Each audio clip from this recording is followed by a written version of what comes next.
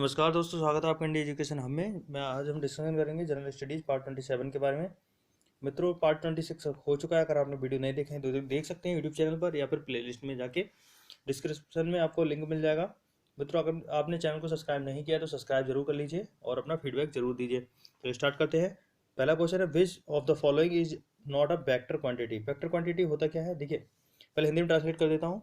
निम्नलिखित में से कौन सा एक सदिश मात्रा नहीं है। सदिश मात्रा के बारे में आपको बताना है। सदिश क्या होता है, जिसमें परिमाण और दिशा दोनों हो। सदिश हम अगर संधि विच्छेद भी करें तो स प्लस दिश, दिशा के साथ, कहने का मतलब जैसे परिमाण और दिशा दोनों हो। अदिश क्या हो जाता है, इसका उल्टा, जिसमें दिशा ना हो, परिमाण हो, या परिमाण ना हो, दिशा हो। ऐसा अगर ये कंडीशन है तो वो अदिश बोलेंगे या नॉन वेक्टर क्वांटिटी बोलेंगे। आपको बताना है निम्नलिखित में से कौन सी सदिश मात्रा नहीं है। ऑप्शन है एक्सेलरेशन, जिसे हम बोलते हैं त्वरण, इलेक्ट्रिक करंट जिसे बोलते हैं विद्युत धारा, फोर्स को बोलते हैं बल, वेक्टर वेलोसिटी को बोलते हैं संवेग। तो इसका सूत्र हो जाएगा इलेक्ट्रिक करंट, जो धारा होती है या जो करंट होता है एक तरह से, वो वेक्टर क्वांटिटी नहीं होता, नॉन वेक्टर क्वांटिटी होता है, या फिर अदिश मात्रा होती है। प्रश्न नंबर 2 है, सी प्लस प्लस क्या है। ऑप्शन है एन ऑपरेटिंग सिस्टम, एक ऑपरेटिंग सिस्टम है। एन प्रोग्रामिंग लैंग्वेज, एक प्रोग्रामिंग लैंग्वेज है। और सॉफ्टवेयर, एक सॉफ्टवेयर है। नॉन ऑफ दीज, या इनमें से कोई नहीं। तो इसका सूत्र हो जाएगा अब प्रोग्रामिंग लैंग्वेज।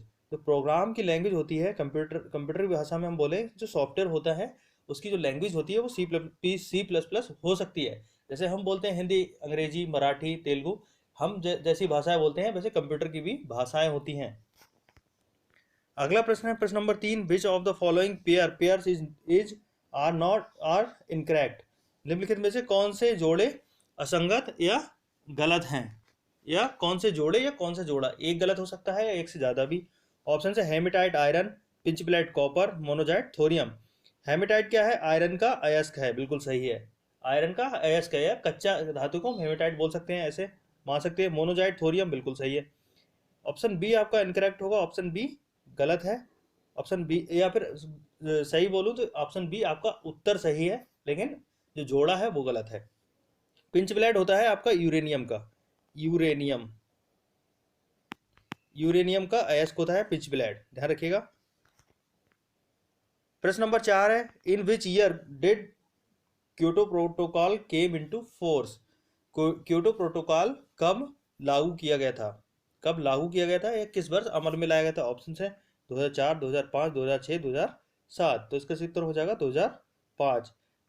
अमल में लाया गया था या फिर लागू किया गया था, या फोर्स इन्फोर्स किया गया था इसे, या इस तारीख से, मतलब 2005 से स्टार्ट कर दिया गया था। अब एक क्वेश्चन बनता है, इसके निर्णय कब हुआ था, या कि क्योटो प्रोटोकॉल 2005 से स्टार्ट होगा। तो इसका सही उत्तर हो जाएगा 11 दिसंबर 1997 को इसका निर्णय हो गया था। बैठक हो गई थी कि 2005 से इसे लागू कर दिया जाएगा। लागू किया गया था 16 फरवरी 2005 को लागू कर दिया था। अगला प्रश्न आता है, who discovered malaria causing germs. Malaria के रोगाणुओं की खोज किसने की। ऑप्शंस हैं Christian Bernard, Charles Louis Alphonse Laveran, या फिर डिमिट्री इवानोवस्की। ऑप्शन सी है डिमिट्री इवानोवस्की। ऑप्शन डी है मार्टिनस विलियम बेंजरिक।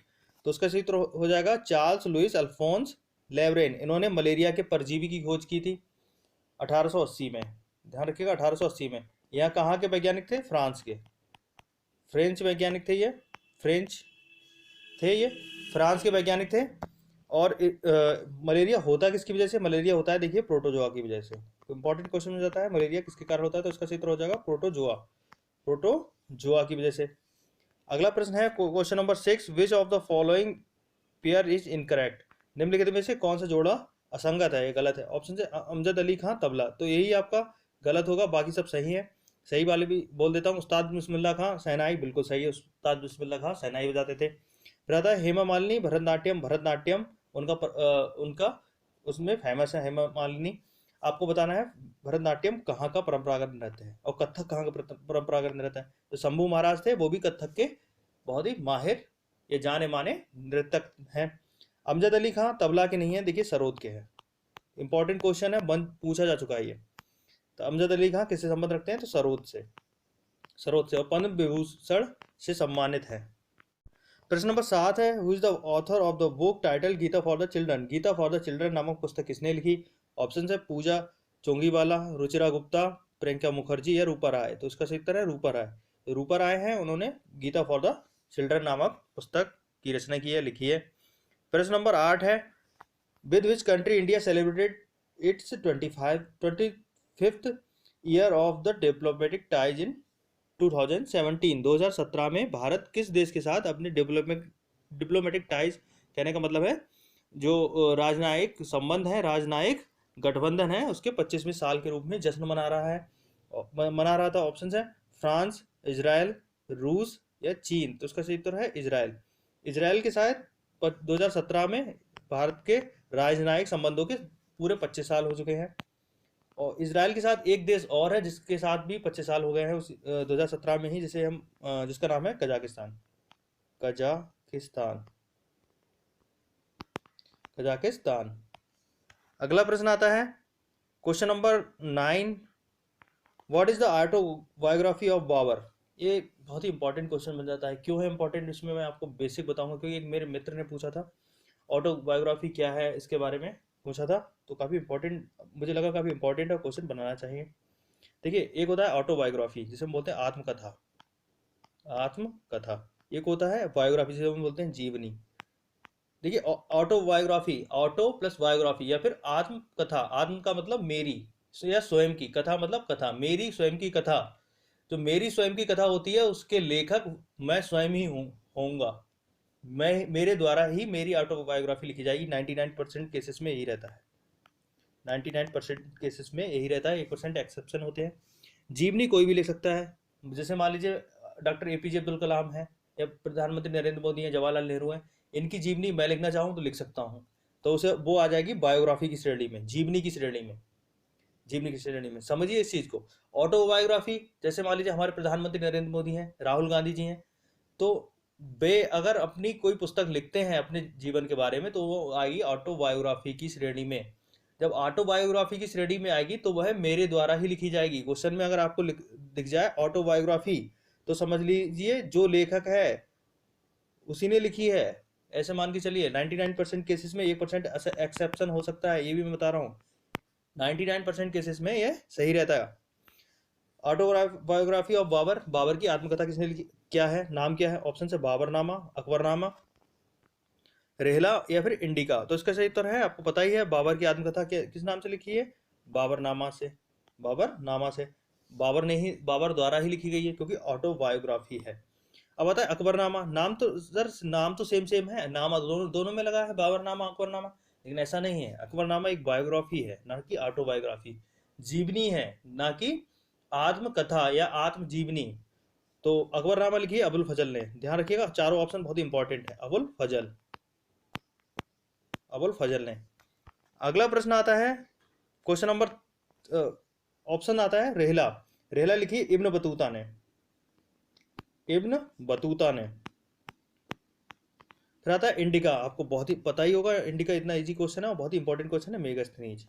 अब मेगास्थनीज किसके दरबार में आए थे, ये आपको कमेंट सेक्शन में बताना है। मेगास्थनीज किसके दरबार में आए थे, मेगास्थनीज किसके दरबार में आए थे? क्वेश्चन नंबर 10 है, taxes on lands and buildings is listed in the list given in the 7th schedule in the constitution of India. भूमि और भवन पर लगने वाला कर भारत के संविधान की 7वीं अनुसूची में दिया गया है, लेकिन कौन सी सूची से संबंध रखता है?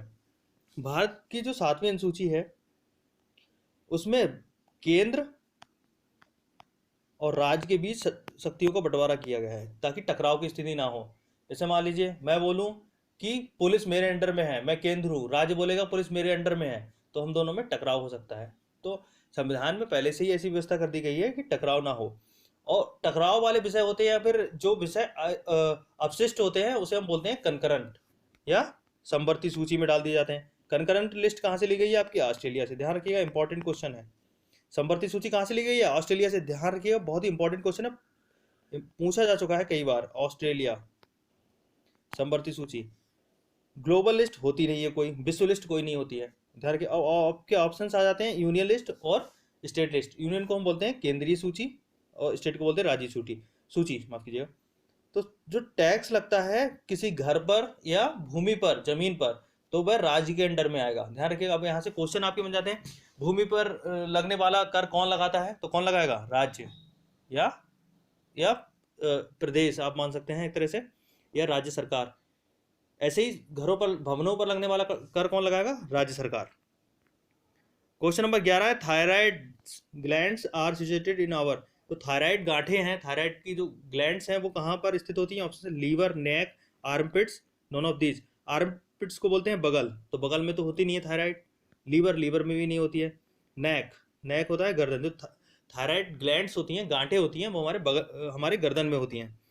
होती कैसे है मैं आपको बताने की कोशिश करता हूँ बाय डायग्राम से। देखिए, हमारा जो गला होता है उसमें दो थायराइड ग्लैंड्स होती हैं, राइट एंड लेफ्ट, दोनों तरफ होती हैं। जब इसे आयोडीन नहीं मिलता है, आयोडीन की कमी हो जाती है, जैसे मान लीजिए आयोडीन की हमें कमी हो गई, आयोडीन हमें नहीं मिल पा रहा, तो ये फूलने लगती है, धीरे धीरे बढ़ने लगती है और उभार ले लेती है। आपको दूर से ही दिखने लगेगा, गांठ बन जाती है वहाँ पे, जिसे हम बोलते हैं घेंगा। आयोडीन की कमी से कौन सा रोग होता है? अब यहाँ से एक क्वेश्चन बन जाता है, क्या होता है? घेंगा में कौन सी गांठ फूलती है? तो थायराइड ग्लैंड्स। 2-3 क्वेश्चन आपके कवर हो जाते हैं। अगला क्वेश्चन है, Ashoka was a king of which dynasty. Ashok कौन से राजवंश से ताल्लुक रखते थे? अशोक कौन से राजवंश के राजा थे? ऑप्शन है मौर्य राजा, हर्यक राजा, नंद या गुप्त। तो इसका सही उत्तर है मौर्य। अशोक मौर्य वंश से संबंध रखते थे।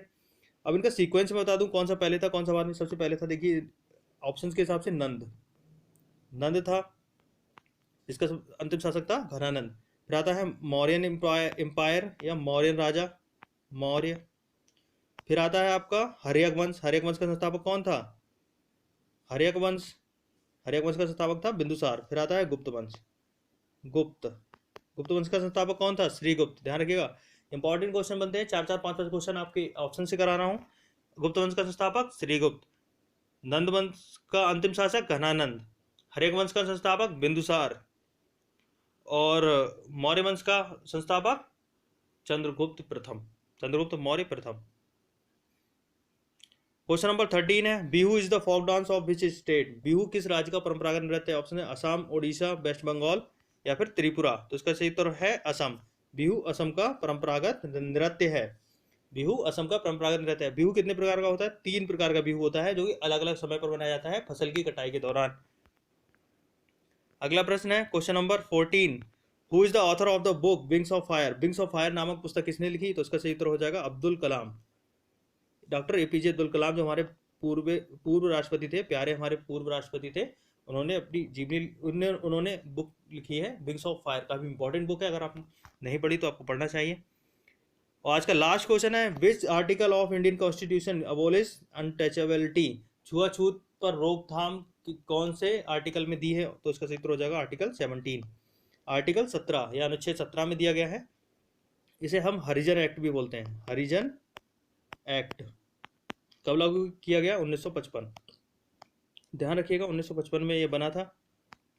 वीडियो यहाँ पे समाप्त होता है। कैसा लगा वीडियो? कमेंट जरूर करिए, अपना फीडबैक जरूर दीजिए। धन्यवाद दोस्तों।